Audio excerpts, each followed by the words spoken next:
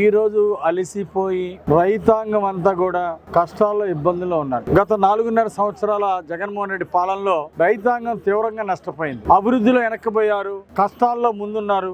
దేశంలోనే ఆత్మహత్యల్లో ఈ రోజు రాష్ట్రం 2వ స్థానంలో ఉంది. రైతాంగం ఆత్మహత్యల్లో అంటే చాలా బాధ కలుగుతా ఉంది. గత 4.5 సంవత్సరాలుగా రైతులు గిట్టుబాటు లేదు. పంటకి గిట్టుబాటు ధర ఇవ్వడం కోసం కార్పస్ ఫండ్ ఏర్పాటు చేస్తాం 3,000 కోట్లని జగన్మోహన్ రెడ్డి రైతాంగానికి ఎన్నో మాయ మాటలు చెప్పి మోసం చేశాడు జగన్మోహన్ రెడ్డి. ఈ సందర్భంగా ఈ రోజు రైతుకి ఏ ఒక్క సంవత్సరం కూడా గిట్టుబాటు ధర ఇవ్వలేదు జగన్మోహన్ రెడ్డి. అలాగే సకాలంలో ధాన్యం కొనుగోలు చేయలేదు, కొన్న వాళ్ళకి సరిగా డబ్బులు ఇవ్వలేదు. ఈ విధంగా రైతాంగాన్ని మోసం చేశాడు.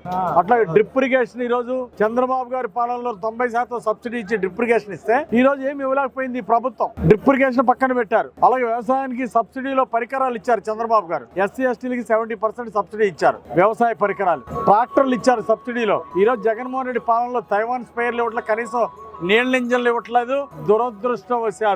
దురదృష్టవశాత్తు కనీసం టార్పాలిన్ పట్టలు కూడా ఇవ్వలేని దుస్థితిలో ఉంది జగన్మోహన్ రెడ్డి ప్రభుత్వం. రైతుల్ని పూర్తిగా వంచిన ప్రభుత్వం ఈ జగన్మోహన్ రెడ్డి ప్రభుత్వం. అందుకే ఈ రోజు రైతులందరూ కూడా ఎదురు చూస్తున్నారు, ఎప్పుడు ఎన్నికలు వస్తాయా, ఈ జగన్మోహన్ రెడ్డి ప్రభుత్వాన్ని, రైతాంగాన్ని మోసం చేసినటువంటి ఈ ప్రభుత్వాన్ని చిత్తుగా ఓడిద్దామని రైతులు ఎదురు చూస్తున్నారు. ఈ రోజు చంద్రబాబు గారి పాలన మైక్రో న్యూట్రియంట్స్ ఉచితంగా ఇచ్చి దిగుబడులు పెంచడానికి ఎంతో సహాయం చేశారు చంద్రబాబు గారు.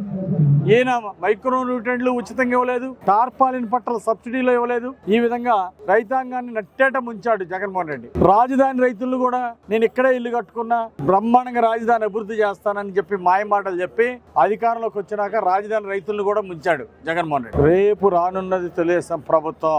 మళ్ళీ రైతాంగానికి గిట్టుబాటు ధర రావాలన్నా, రైతులకు మేలు జరగాలంటే, రైతులకు అభివృద్ధి అందాలంటే మళ్ళీ చంద్రబాబు గారు ముఖ్యమంత్రి కావాలి.